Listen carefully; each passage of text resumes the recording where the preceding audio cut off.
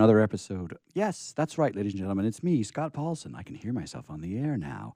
I'm here with the not ready for airtime players, and we're in another episode of Ether Tale Radio Theater here on WSRadio.com. Joining me tonight, Barbara Henderson. Thank you, Scott. Good And that's evening. her mic check there. And also here tonight, Gabriel Pan. Hey, Scott, how's it going? Everyone's microphone was working except for mine, but it did kick in. And I'm so grateful to have Barbara and Gabe with me tonight. We're going to read some beautiful stories from a 1913 book, The Children's Book of Christmas Stories. That's what it's entitled to be titled. And we're going to open with a story from Gabe. What are you reading for us? I've got one called Mr. Bluff's Experiences of Holidays by Oliver Bell Bunce. Oh, and your cold makes you sound so wonderful, Gabe, on the radio It's going to tonight. be a little bit of a task. Okay, Mr. Bluff's Experiences of Holidays by Oliver Bell Bunce. Excuse that. I hate holidays, said Bachelor Bluff to me, with some little irritation on a Christmas a few years ago. Then he paused an instant, after which he resumed. I don't mean to say that I hate to see people enjoying themselves, but I hate holidays nevertheless, because to me they are always the saddest and dreariest days of the year. I shudder at the name of holiday. I dread the approach of one and thank heaven when it's over. I pass through on a holiday the most horrible sensations, the bitterest feelings, the most oppressive melancholy. In fact, I'm not myself at holiday times. Very strange, I ventured to interpose. A plague on it, said he, almost with violence. I'm not inhuman. I don't wish anybody harm. I'm glad people can enjoy themselves, but I hate holidays all the same. You see, this is the reason. I am a bachelor. I'm without kin. I'm in a place that did not know me at birth. And so, when holidays come around, there is no place anywhere for me. I have friends, of course. I don't think I've been a very sulky, shut-in, reticent fellow, and there is many a board that has a place for me, but not at Christmas time. At Christmas, the dinner is a family gathering, and I've no family. There is such a gathering of kindred on this occasion, such a reunion of family folk, that there is no place for a friend, even if the friend be liked. Christmas, with all its kindliness and charity and goodwill, is, after all, deuced selfish. Each little set gathers within its own circle, and people like me, with no particular circle, are left in the lurch. So you see, on the day of all days in the year that my heart pines for good cheer, I'm without an invitation. Oh, it's because I pine for good cheer, said the bachelor, sharply interrupting my attempt to speak, that I hate the holidays. If I were an infernally selfish fellow, I wouldn't hate holidays. I'd go off and have some fun all to myself somewhere or somehow. But you see, I hate to be in the dark when all of the rest of the world is in the light. I hate holidays because I ought to be merry and happy, and I'm not. Don't tell me, he cried, stopping the word that was on my lips. I tell you, I hate holidays.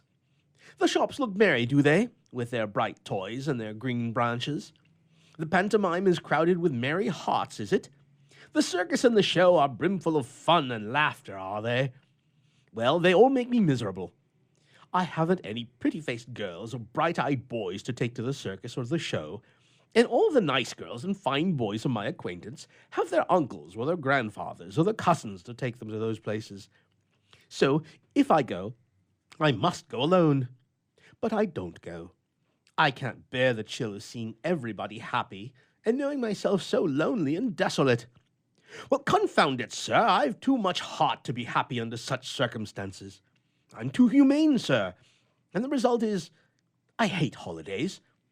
It's miserable to be out, and yet I can't stay at home, for I get thinking of Christmases past. I can't read. The shadow of my heart makes it impossible. I can't walk, for I see nothing but pictures through the bright windows and happy groups of pleasure seekers. The fact is, I've nothing to do but hate holidays. But will you not dine with me?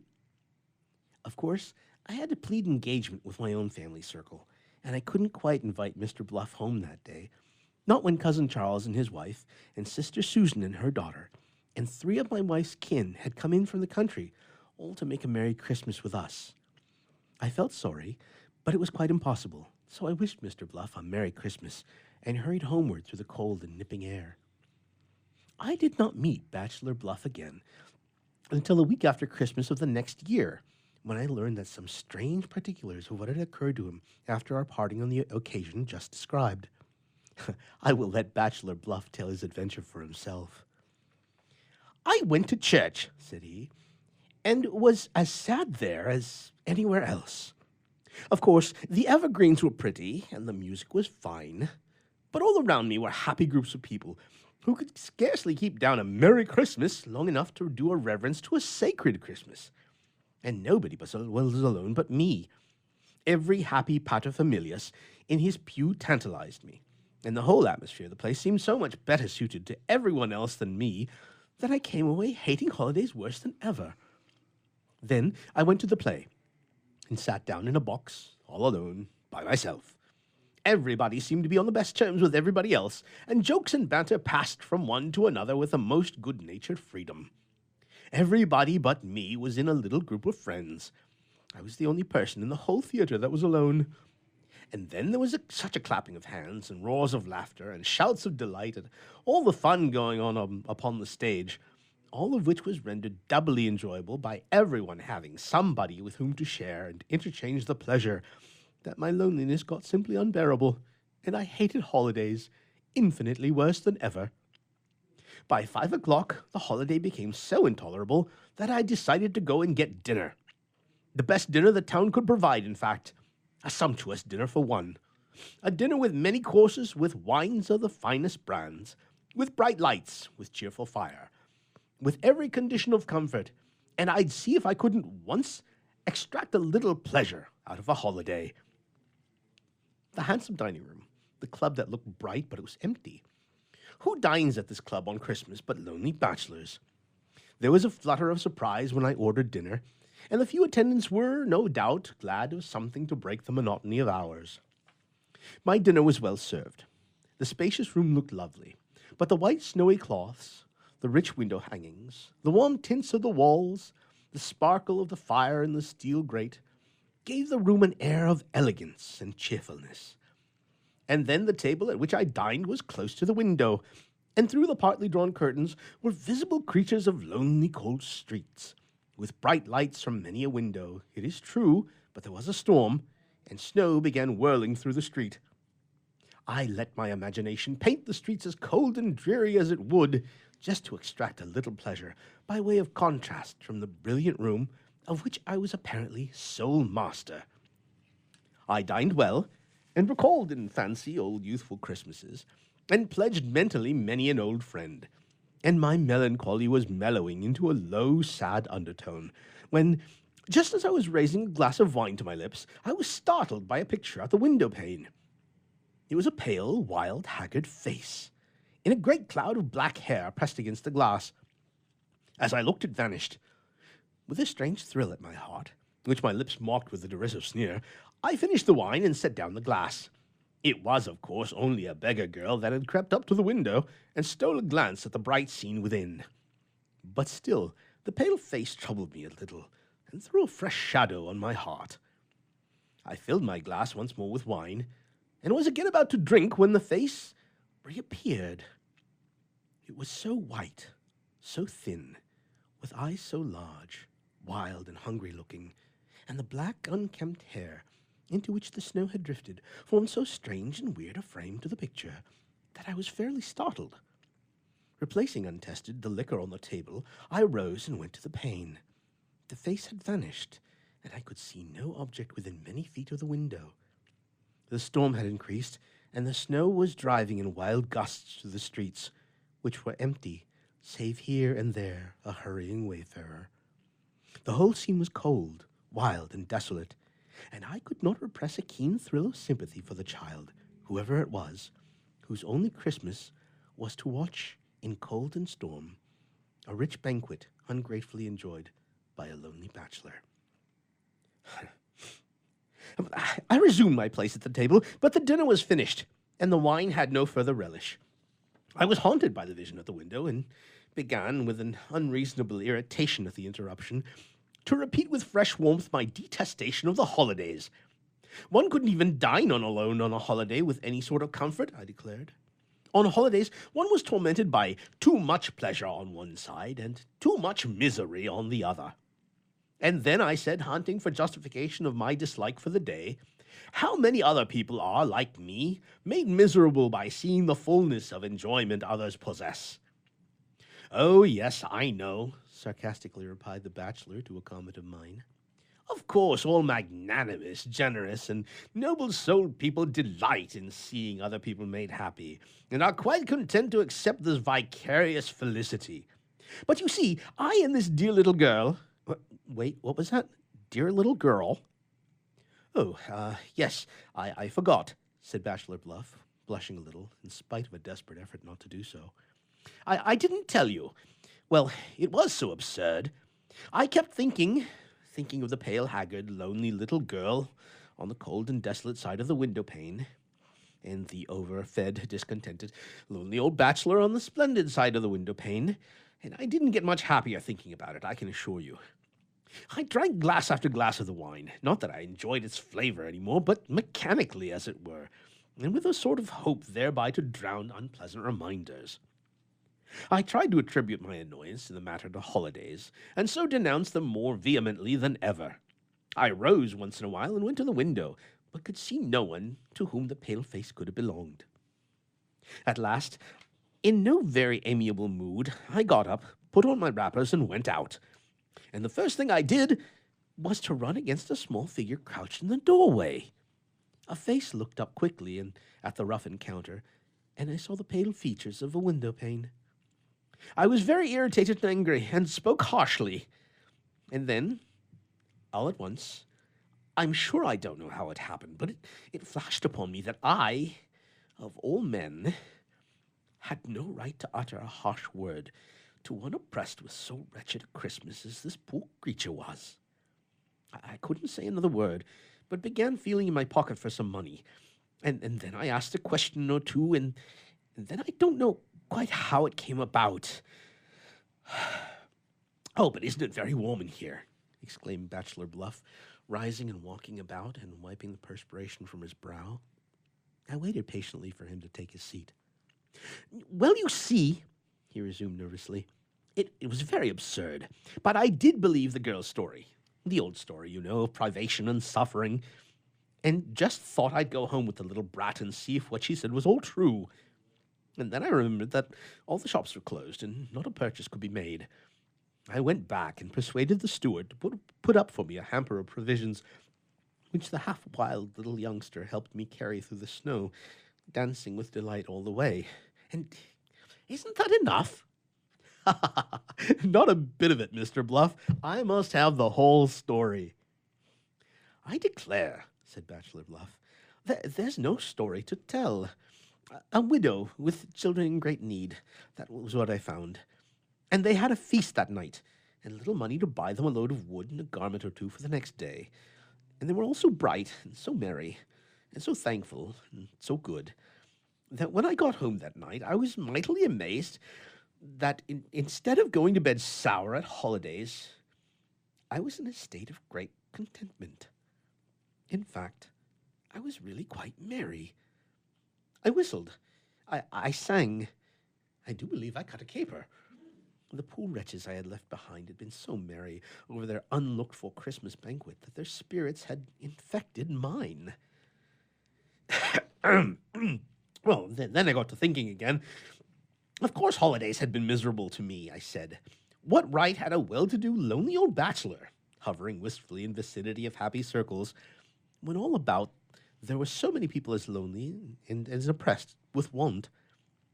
Good gracious, I exclaimed, to think of a man complaining of loneliness with thousands of wretches yearning for his help and comfort, with endless opportunities for work and company, with hundreds of pleasant and delightful things to do.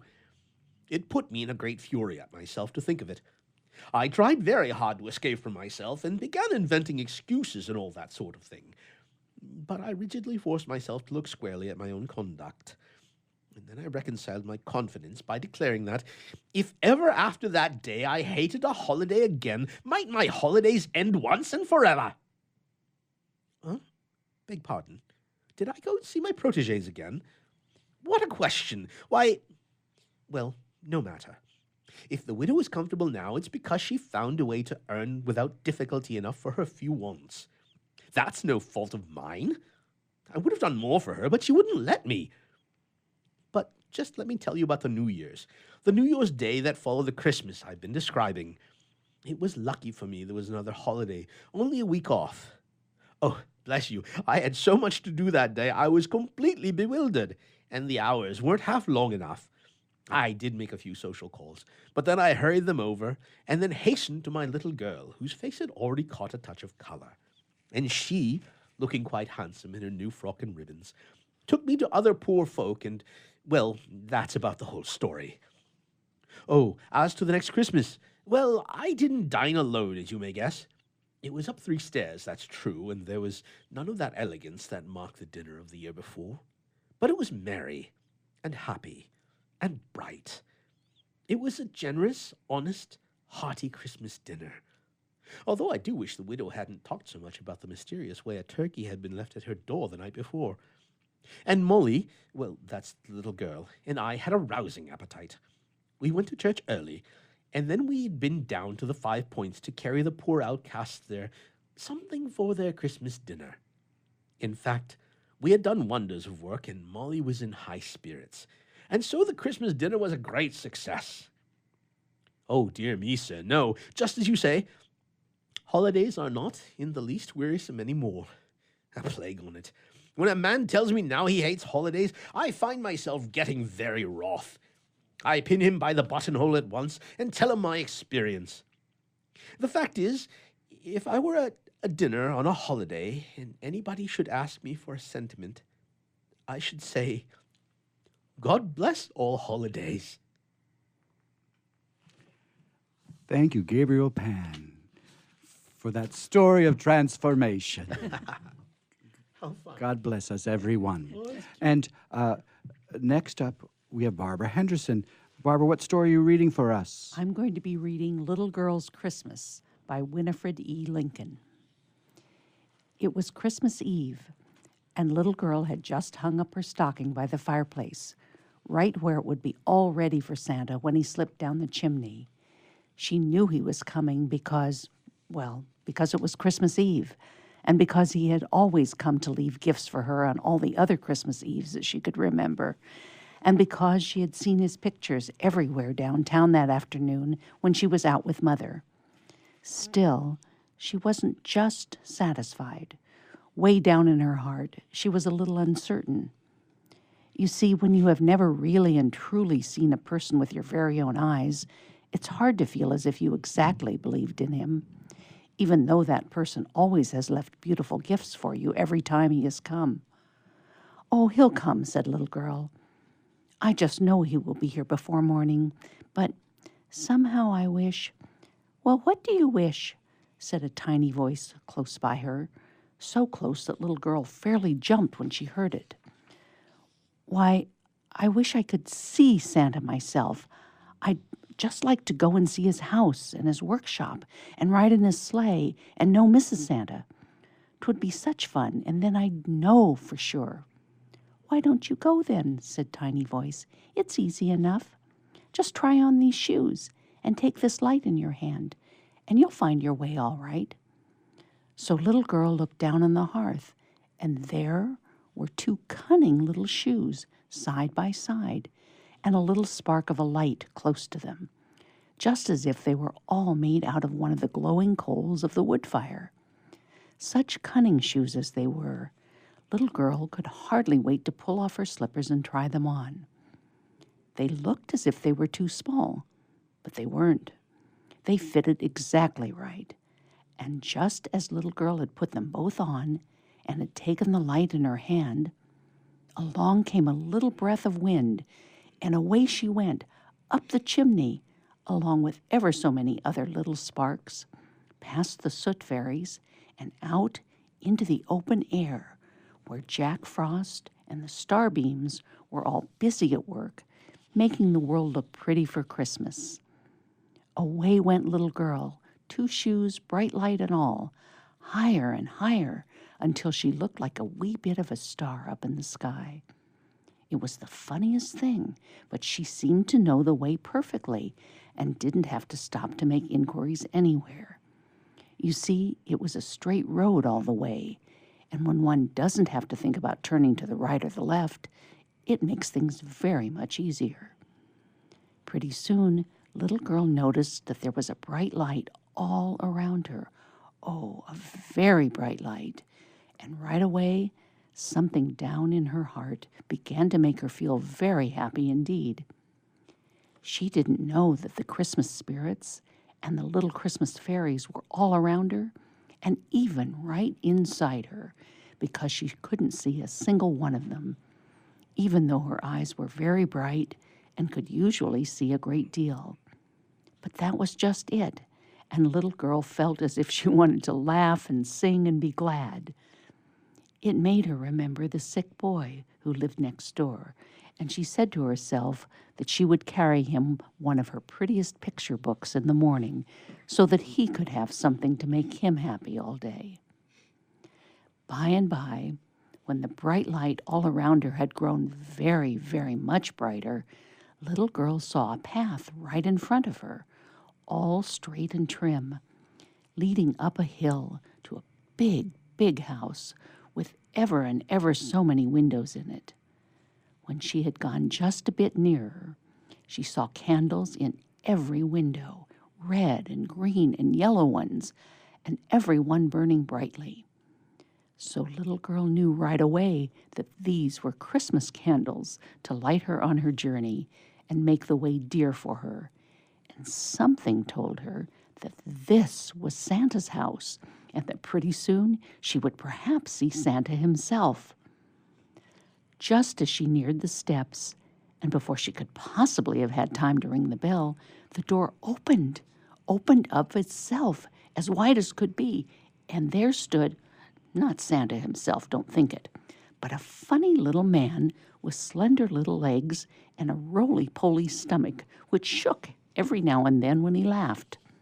You would have known right away, just as little girl knew, that he was a very happy little man.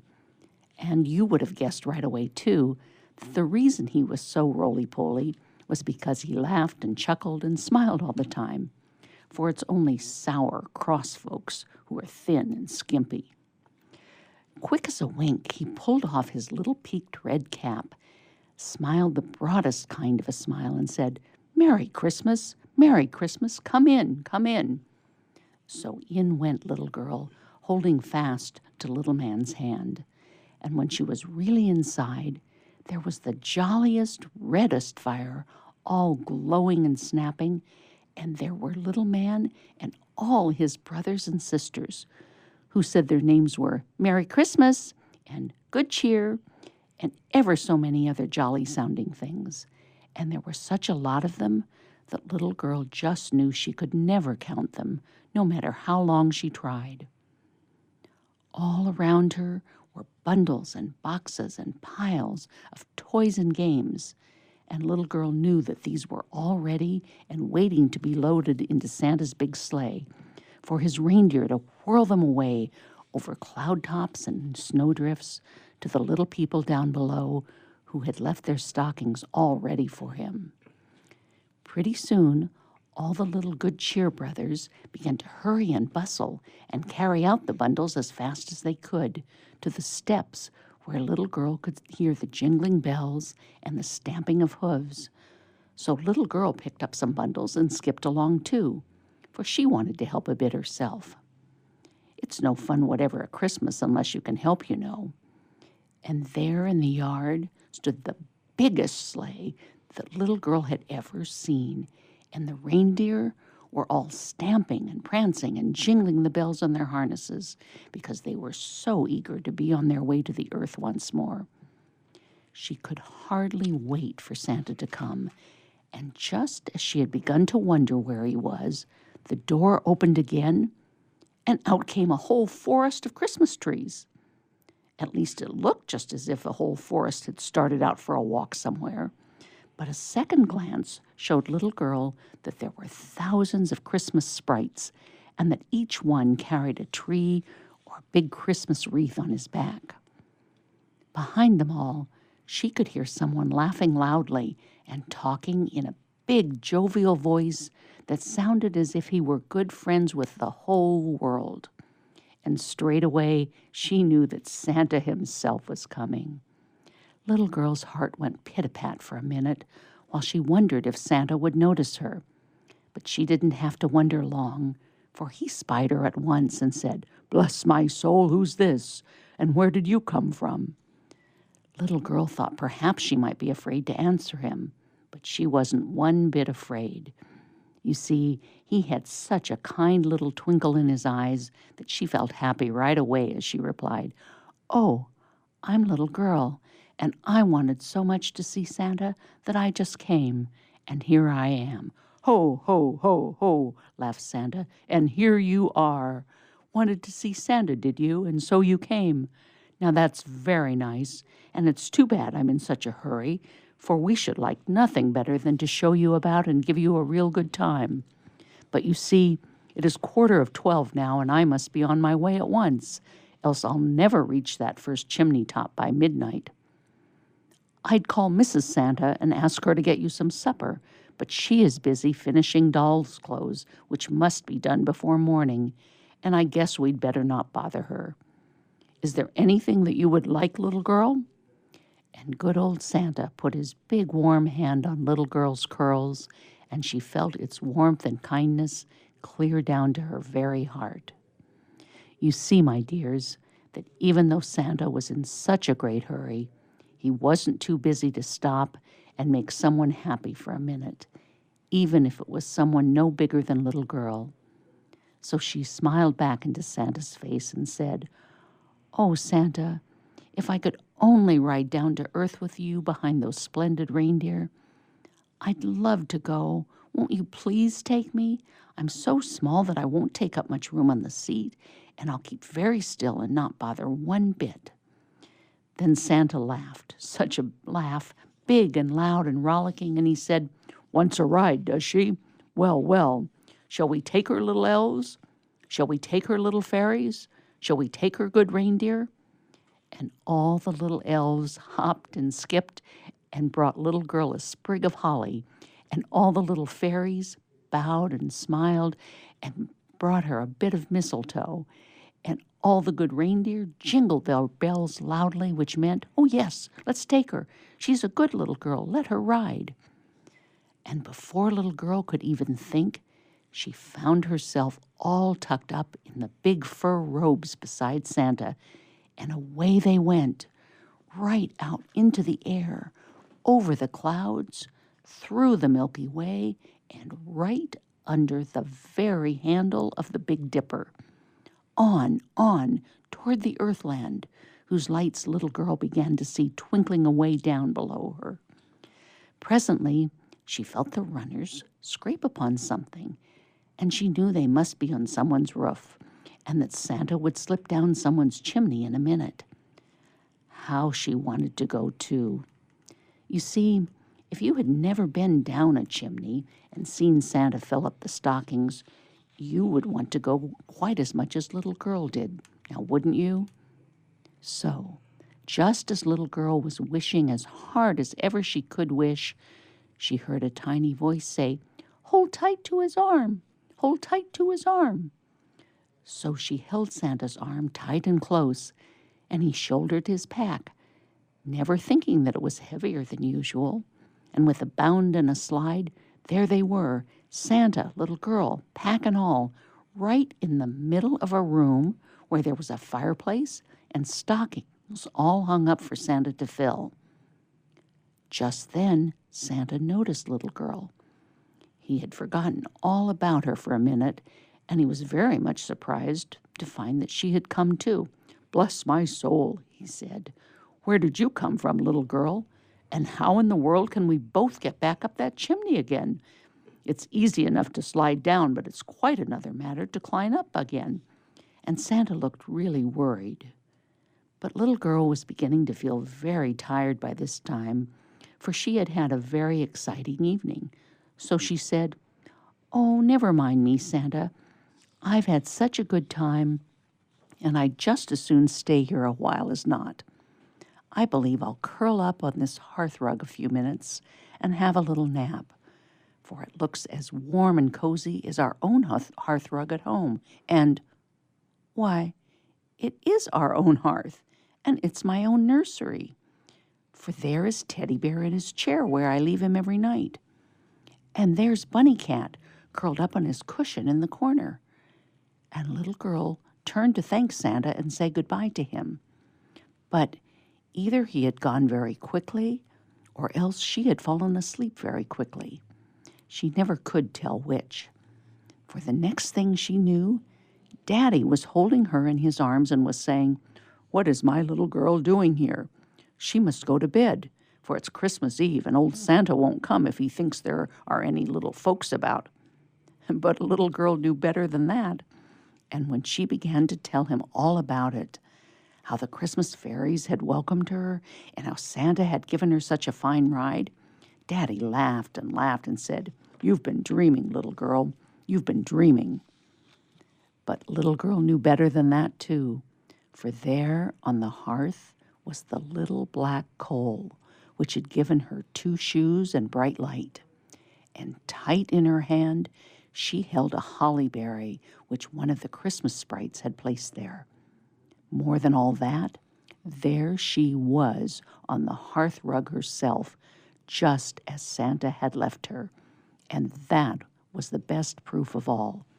The trouble was, Daddy himself had never been a little girl, so he couldn't tell anything about it.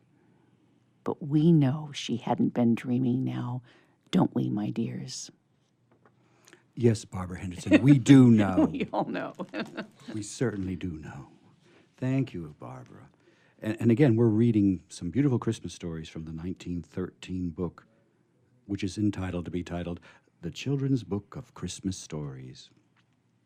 I'm going to read Jimmy Scarecrow's Christmas by Mary E. Wilkins Freeman. Jimmy Scarecrow led a sad life in the winter. Jimmy's greatest grief was his lack of occupation.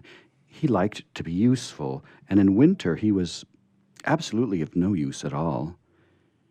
He wondered how many such miserable winters he would have to endure. He was a young scarecrow, and this was his first one. He was strongly made, and although his wooden joints creaked a little when the wind blew, he did not grow in the least rickety. Every morning, when the wintry sun peered like a hard yellow eye across the dry corn stubble, Jimmy felt sad. But at Christmas time, his heart nearly broke. On Christmas Eve, Santa Claus came in his sledge, heaped high with presents, urging his team of reindeer across the field. He was on his way to the farmhouse where Betsy lived with her Aunt Hannah. Betsy was a very good little girl with very smooth yellow curls, and she had a great many presents.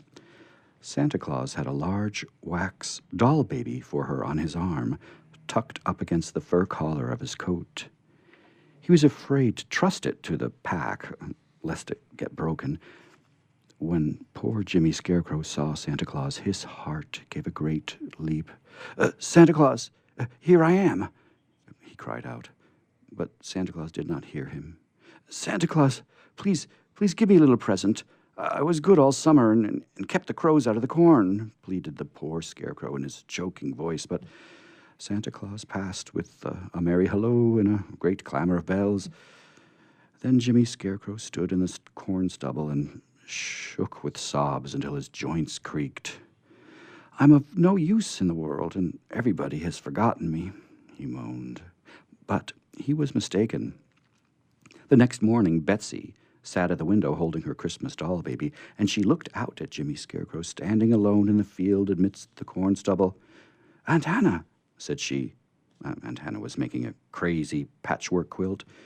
and she frowned hard at a triangular piece of red silk and circular piece of pink, wondering how to fit them together. "Well," said Betsy, did Santa Claus bring the Scarecrow any Christmas presents?" "No, of course he didn't." "Why not?" "Because he's a scarecrow. Don't ask silly questions." I wouldn't like to be treated so if I was a scarecrow," said Betsy. But her Aunt Hannah did not hear her. She was busy cutting a triangular snip out of the round piece of pink silk so the piece of red silk could be feather-stitched into it. It was snowing hard out of doors, and the north wind blew. The Scarecrow's poor old coat got whiter and whiter with snow. Sometimes he almost vanished in the thick white storm. Aunt Hannah worked until the middle of the afternoon on her crazy quilt. Then she got up and spread it out over the sofa with an air of pride. "There," said she, "that's done, and that makes the 8th. I've got one for every bed in the house, and I've given 4 away. I'd give this away if I knew of anybody that wanted it." Aunt Hannah put on her hood and shawl and drew some blue yarn stockings on over her shoes and set out through the snow to carry a slice of plum pudding to her sister Susan, who lived down the road. Half an hour after Aunt Hannah had gone, Betsy put her little red plaid shawl over her head and ran across the field to Jimmy Scarecrow. She carried her new doll baby, smuggled up under her shawl. "Wish you Merry Christmas," she said to Jimmy Scarecrow. "Wish you the same," said Jimmy, but his voice was choked with sobs and was also muffled, for his old hat had slipped down to his chin.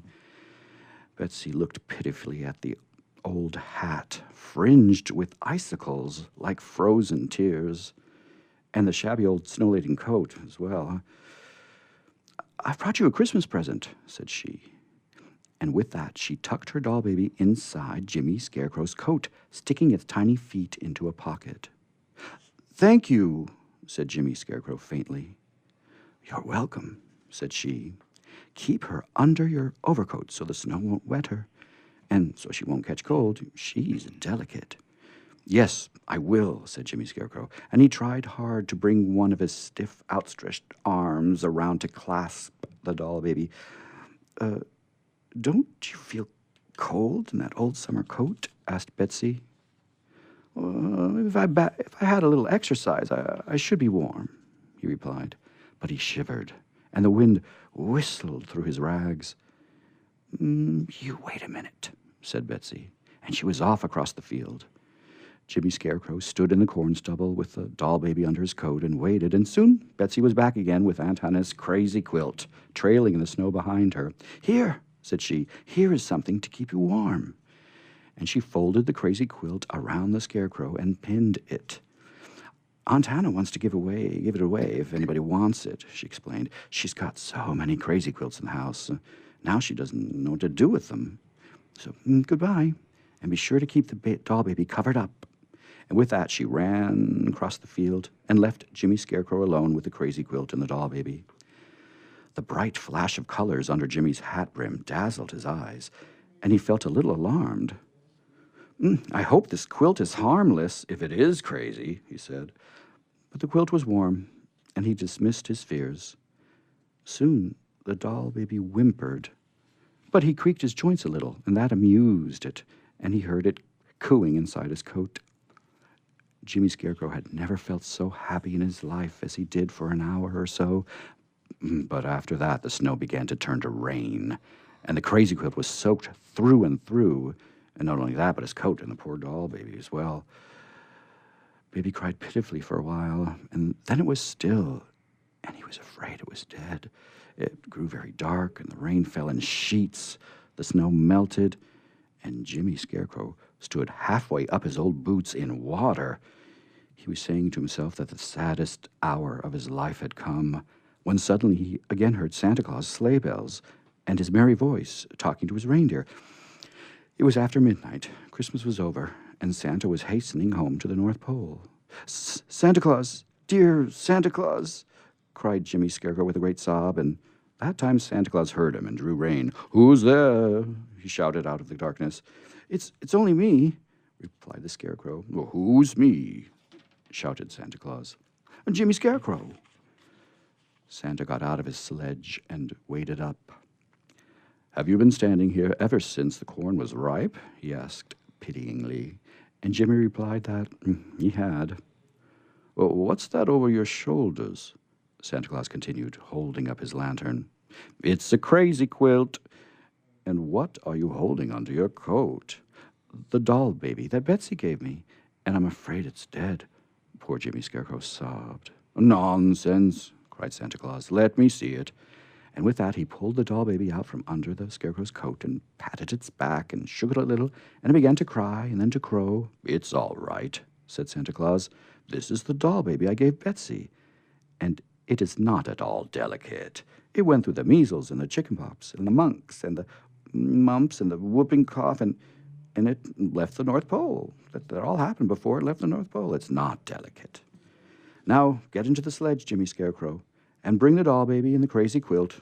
I have never had any quilts that weren't in their right minds at the North Pole, but maybe I can cure this one.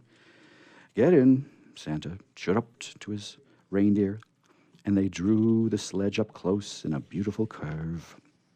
Get in, Jimmy Scarecrow, and come with me to the North Pole, he cried. Oh, please, how long shall I stay?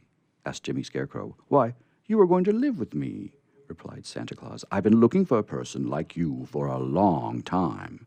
Are there any crows to scare away at the North Pole? I want to be useful, Jimmy Scarecrow said anxiously. No, answered Santa Claus, but I don't want you to scare away crows. I want you to scare away Arctic explorers.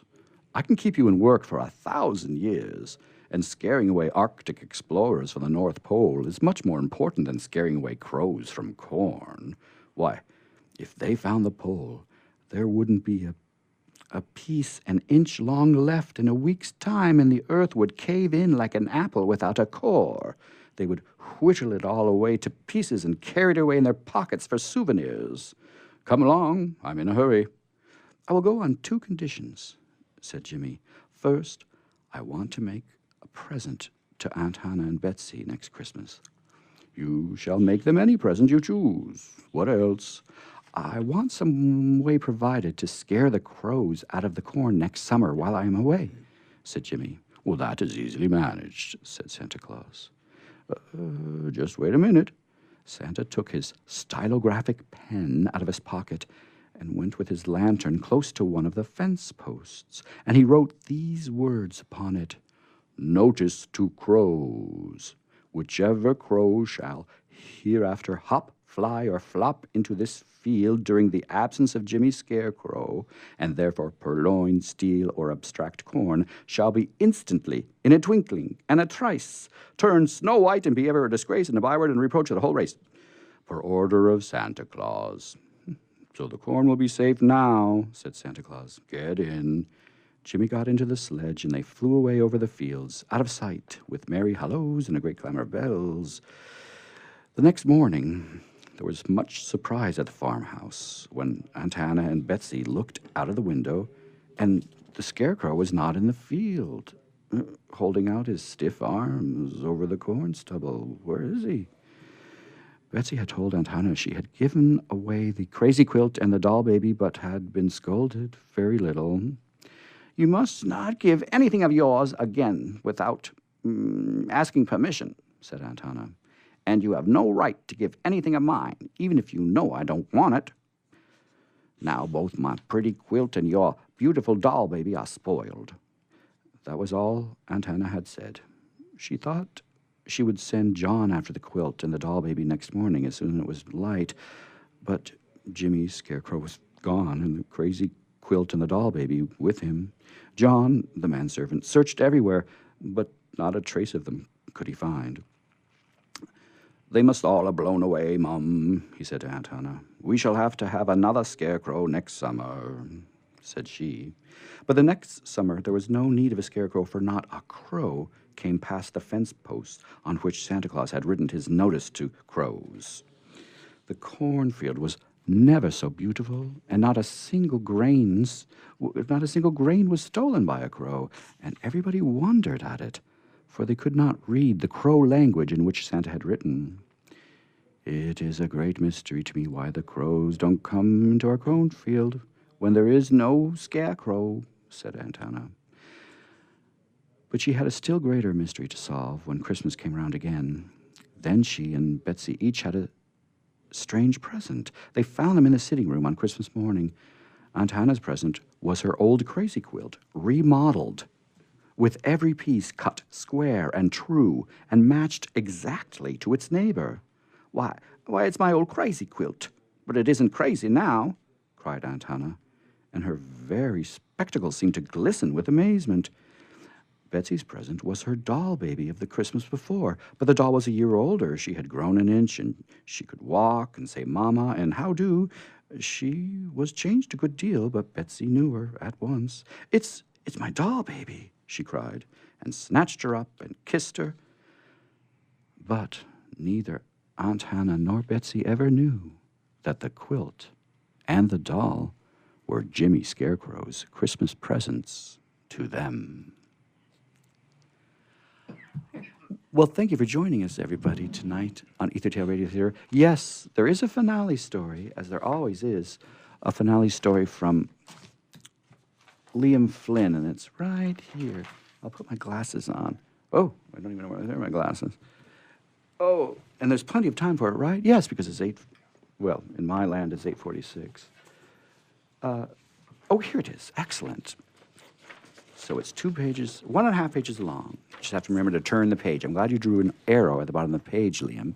Liam has joined us. Well, Barbara, you should put the microphone under Liam's chin, because it's always so funny to hear him laugh at his own story. So, finally, the finale. Another story from Liam Flynn. It was getting to be Christmas time again on Planet Sweatpants in Sweatpants Universe. Patrick started on his usual giant Christmas light and decoration display. This year he had plans for it to be the biggest in the whole Sweatpants enterprise. To start, Patrick went to Sweatpants Co. and bought all the lights and decorations they had in stock. And they were on sale for half off, but you still got the whole set instead of just half. Get it? After he got home, Patrick invited his friend Ryan over to help and to go get lunch. When Ryan arrived, they immediately got to work on quickly putting all the lights and decorations up, but they were not doing half-old burrito effort. Okay? With 2 of them working on the lights, it got done in less than 2 hours, and the whole front of the house and yard were completely covered. Then Patrick and Ryan went inside, where Ryan found a moldy piece of bread in a coffee cup. He then proceeded to grab it with his bare hands to throw away, then wash out the cup before making coffee with Patrick's heavy-duty coffee maker, because they were having coffee before going to lunch. Patrick went to go get his new giant camera to show Ryan, since they both like cameras. Inside the huge case was a stale piece of bacon, which Patrick dropped in there a few days before, which was then disposed of. They turned on some lights to do a quick test of the camera, and Ryan saw some odd shadows in one of the lights. He then checked it out, and it was full of fries, hash browns, chicken nuggets, and chips. He then exclaimed, "That's crazy," before taking it off the fixture to empty it in the trash can. After fooling around with the camera, they were off to Taco Sweatpants for lunch, and both of them ordered 2 dozen or so items. After finishing all their food, they had a burping contest, farting contest, and funny face contest. The seats in Taco Sweatpants had huge holes in them from the farting contest. The paint was peeling off the walls from the burping and farting contest, and everyone was looking at them funny because their burping and farting contest shook the building and severely stunk up the place. After lunch, Patrick and Ryan went over to fool around at Sweatpants Buy. At Sweatpants Buy, they made funny noises, farted, and blew into microphones, which made them smell. You know what else? They found out a way to put funny things on the TVs before hiding food behind them, and took things literally. After Sweatpants Buy, Patrick and Ryan went to a different Sweatpants Co. and looked at everything there for several hours. They went back to Patrick's house after Sweatpants Go to drop off the things they picked up. Later, Patrick and Ryan went to Dohai for dinner with Tony. At Dohai, Patrick and Ryan ground plenty of food into the freshly cleaned carpet. They farted a lot to confuse the automatic flushing urinal to keep the flushing nonstop. They hid food under the booth. They smeared food on the walls. They threw food into the lighting fixtures and fooled around the whole time.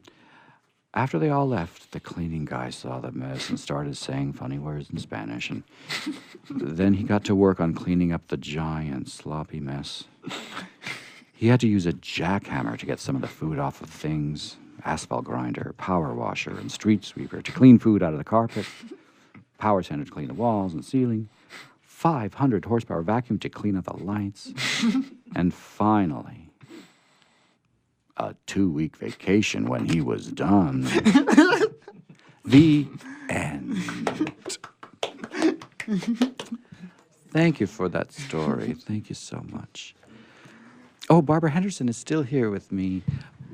And Barbara, have you noticed that we've switched to being the first and third Thursdays of the month? Yes. So I'm going to update And our will we shows. stay with that? Yeah, but that's what we're going to do. So it's a lot easier to figure out what the first Thursday Well, of the it month is. That's true. Then we know that we have a week off and come again. So it's weirder when you're 2 and 4 because you can mess up. person You could know what I mi- mean, yeah. Jelly Bean? Yeah. Could be disastrous. And so on our next meeting, we'll read our version of The Happy Prince, that Oscar Wilde story that came from his book of stories that were meant for children, Happy Prince's. That'll be fun to see. Yeah, and we're going to populate this one. We'll pretty much read it as is, but with a narrator, but we'll use our troupe, and everyone's going to be there. Oh, Melanie good. Peters will be there. Karen Fisher will be there. Gabriel Pan will be there. You, Barbara Henderson, will be there. Me, Scott Paulson will be there. And we're going to make Wade read as well. Oh, Wade good. Will read. I mean, it's a very easy read because sometimes there's only like 2 lines.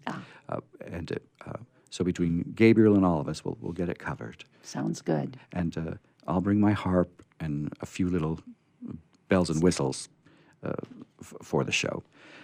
So that will be the 3rd Thursday of December, and it is a fairly Christmassy story too. I'm looking forward to that one. And Melanie is going to read a Hanukkah story. Hanukkah's very close to Christmas this time around. Is it? Yeah. Wow. So, and she brought her favorite one that she's going to read. So I look forward to that. It's going to be a good evening. Yeah, and then we have a whole year ahead of us where we'll be doing the 1st and 3rd Thursdays, and we'll be doing radio dramas and storytelling and whatever else we need to do. I'm so, sure so like for National it'll work Poetry out. Month, we'll be more poetry chic, and for Banned Books Week, maybe we'll read Banned Books Week passages. But we'll do the things that we like to do throughout the year. And it's been a few years since we've been doing this. Oh, my. And we've managed to stay out of trouble, too, which is great. Oh, well, look, the clock is tick-tocking. And, and I hear public domain music. It's time to say goodbye. I'm Scott Paulson, your host of Ether Tale Radio Theater. Good night, everybody.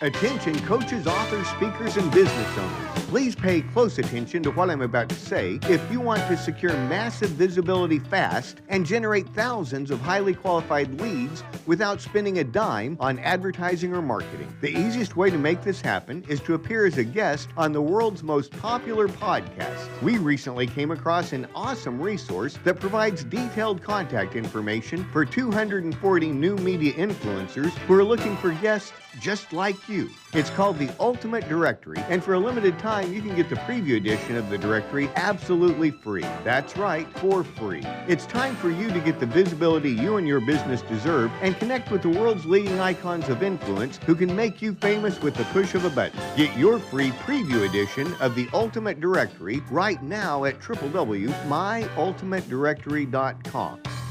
That's myultimatedirectory.com. You were born to do one amazing thing, but most people spend a lifetime trying to identify what it is. If you're in a job you don't like or are unemployed, if you're in a state of transition or just can't shake that nagging feeling that you were meant and made to do something extraordinary, then the Reinvention Workshop is exactly what you need. Led by award-winning self-help author Steve Olsher, the Reinvention Workshop will forever change your life. The Reinvention Workshop takes you step by step through Steve's proven formula that has helped so many people get on the right path and clear about what they were born to do. Take the first step to realizing the life you deserve and desire by visiting thereinventionworkshop.com today. No more delays, no more denial. Reconnect with your true self. Learn to live with purpose and conviction and become who you were born to be. The world is waiting for you. What are you waiting for?